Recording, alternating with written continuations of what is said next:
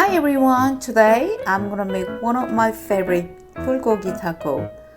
Bulgogi is beef or pork marinated with soy sauce and is sweet, savory and meaty.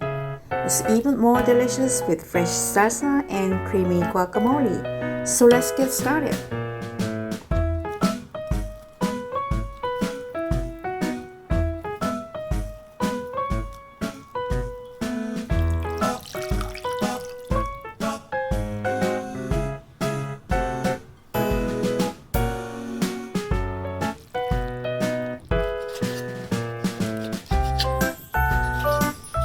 What kind of meat should I use to make bulgogi?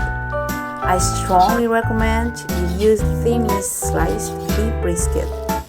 The more thinly sliced brisket, the better taste. Marinating meat overnight is the best choice to make meat tender and sweeter.